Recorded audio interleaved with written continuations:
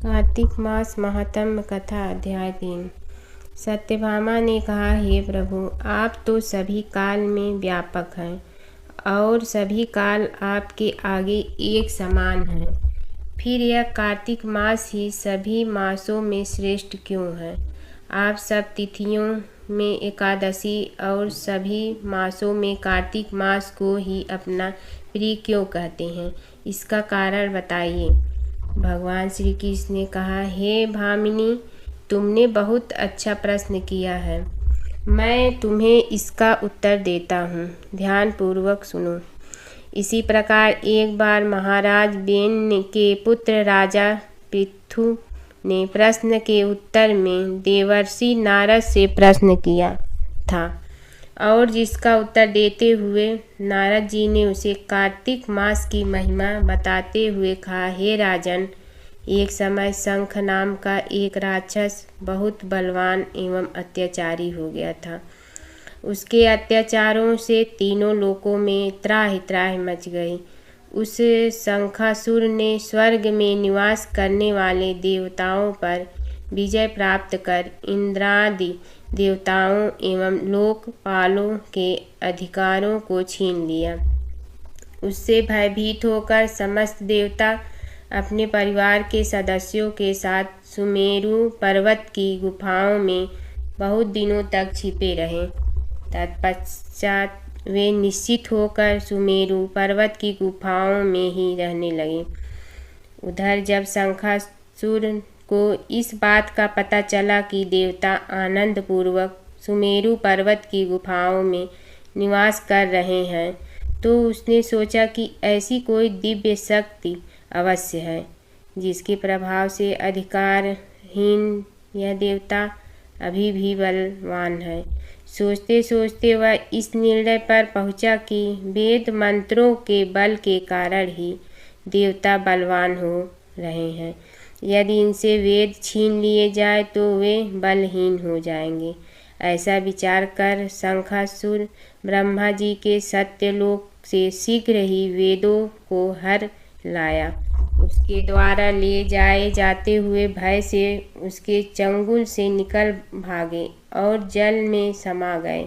शंखासुर ने वेद मंत्रों तथा बीज मंत्रों को ढूंढते हुए सागर में प्रवेश किया, परंतु न तो उसको वेद मंत्र मिले और न ही बीज मंत्र।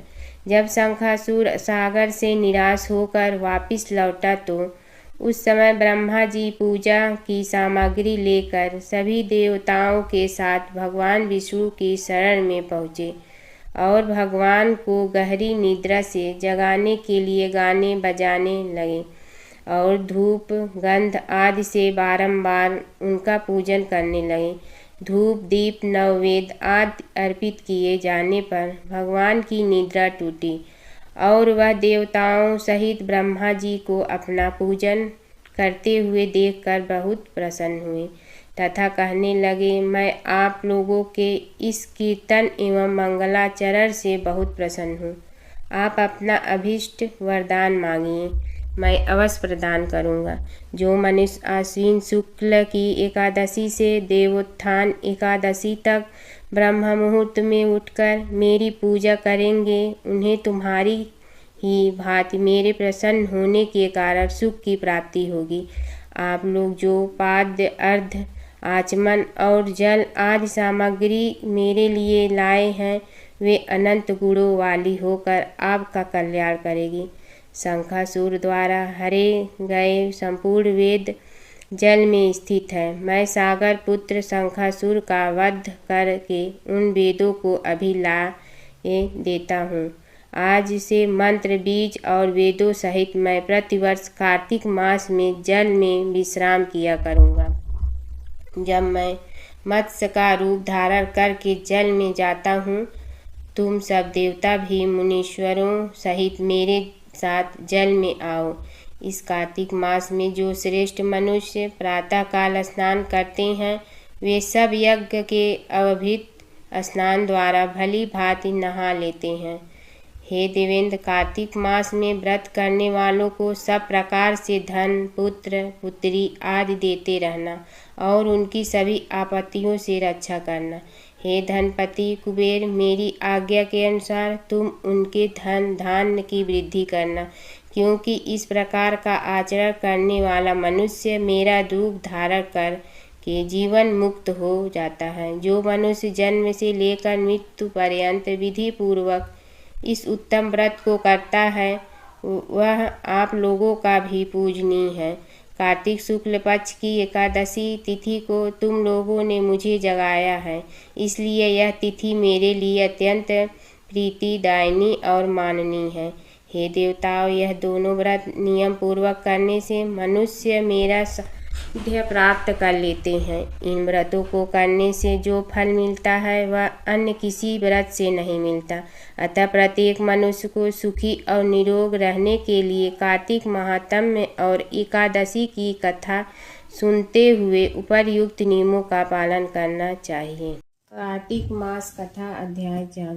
नारद जी ने कहा, ऐसा कहकर भगवान विष्णु मछली का रूप धारण करके आकाश से जल में गिरे। उस समय विंध्याचल पर्वत पर तप कर रहे महर्षि कश्यप अपनी अंजलि में जल लेकर खड़े थे।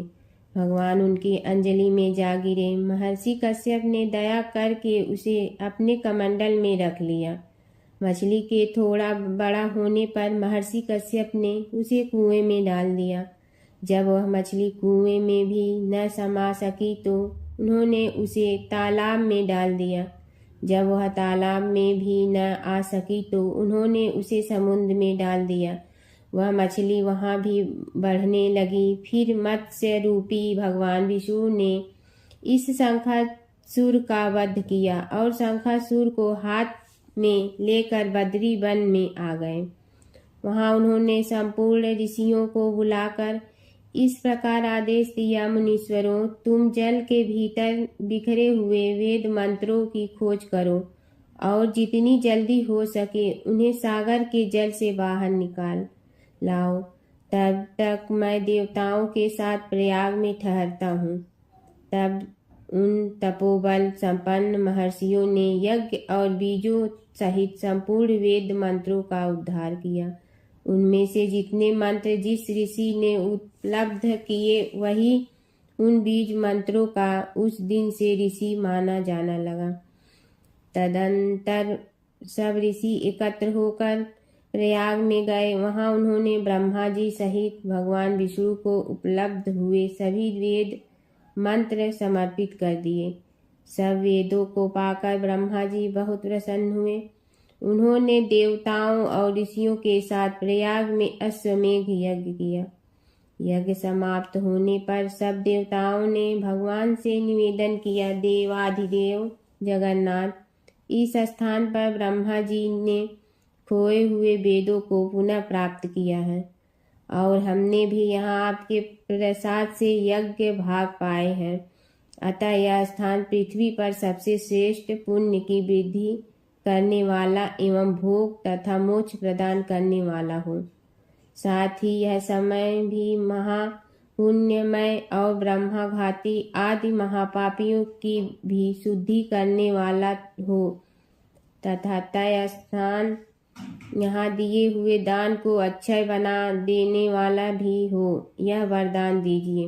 भगवान विष्णु बोले, देवताओं, तुमने जो कुछ कहा है वह मुझे स्वीकार है। तुम्हारी इच्छा पूर्ण हो। आज से यह स्थान ब्रह्मा क्षेत्र के नाम से प्रसिद्ध होगा। सूर्य वंश में उत्पन्न राजा भागीरथ यहाँ गंगा को ले आएंगे और वह वहाँ सूर्य कन्या यमुना से मिलेगी। ब्रह्मा जी और तुम सब देवता मेरे साथ यहाँ निवास करो। आज से यह तीर्थ तीर्थराज के नाम से विख्यात होगा।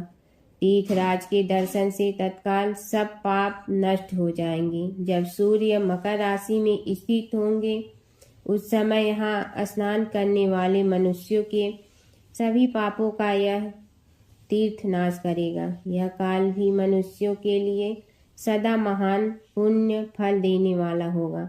माघ में सूर्य के मकर राशि में स्थित होने पर यहाँ स्नान करने से लोक के आदि फल प्राप्त होंगे। देवाधिदेव भगवान विष्णु देवताओं से ऐसा कहकर ब्रह्मा जी के साथ वहीं अंतर ध्यान हो गए। तत्पश्चात इंद्रादि देवता भी अपने अंश से प्रयाग में रहते हुए वहां से अंतर्ध्यान हो गए। जो मनुष्य कार्तिक में तुलसी जी की जड़ के समीप श्री हरि का पूजन करता है वह इस लोक में संपूर्ण भोगों का उपभोग करके अंत में वैकुंठ धाम को जाता है। हर व्रत कथा के साथ पढ़ी और सुनी जाने वाली लपसी तपसी की यह कहानी। एक तपसी था। तपसी हमेशा भगवान की तपस्या में लीन रहता था। लपसी रोजाना सवा सेर की लपसी बनाकर भगवान का भोग लगाकर जीम लेता था। एक दिन दोनों लड़ने लगे। तपसी बोला, मैं रोज भगवान की तपस्या करता हूँ इसलिए मैं बड़ा हूँ। लपसी बोला, मैं रोज भगवान को सवा सेर लपसी का भोग लगाता हूँ इसलिए मैं बड़ा हूँ। नारद जी वहाँ से गुजर रहे थे। दोनों को लड़ता देखकर उनसे पूछा कि तुम क्यों लड़ रहे हो। तपसी ने खुद के बड़ा होने का कारण बताया और लपसी ने अपना कारण बताया। नारद जी बोले, तुम्हारा फैसला मैं करूँगा। दूसरे दिन लपसी और तपसी नहाकर अपनी रोज की भक्ति करने आए तो नारद जी ने छुपकर 1.25 करोड़ की एक एक अंगूठी उन दोनों के आगे रख दी। तपसी की नज़र उस अंगूठी पर पड़ी जो उसने चुपचाप अंगूठी उठाकर अपने नीचे दबा ली। तब लपसी की नज़र अंगूठी पर पड़ी लेकिन उसने ध्यान नहीं दिया। भगवान को भोग लगाकर लपसी खाना खाने लगा।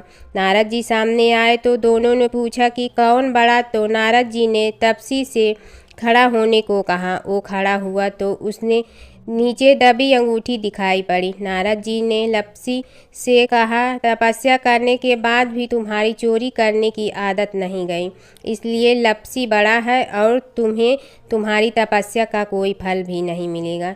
तपसी शर्मिंदा होकर माफ़ी मांगने लगा। उसने नारद जी से पूछा, मुझे मेरी तपस्या का फल कैसे मिलेगा। नारद जी ने कहा, यदि कोई गाय और कुत्ते की रोटी नहीं बनाएगा तो फल तुम्हें मिलेगा। यदि कोई ब्राह्मण को भोजन करवा कर दक्षिणा नहीं देगा तो फल तुम्हें मिलेगा। यदि कोई साड़ी के साथ ब्लाउज नहीं देगा तो फल तुझे मिलेगा। यदि कोई दिए से दिया जलाएगा तो फल तुम्हें मिलेगा। यदि कोई सारी कहानी सुने लेकिन तुम्हारी कहानी नहीं सुने तो फल तुझे मिलेगा। उसी दिन से हर व्रत कथा कहानी के साथ लपसी तपसी की कहानी भी सुनी और कही जाती है।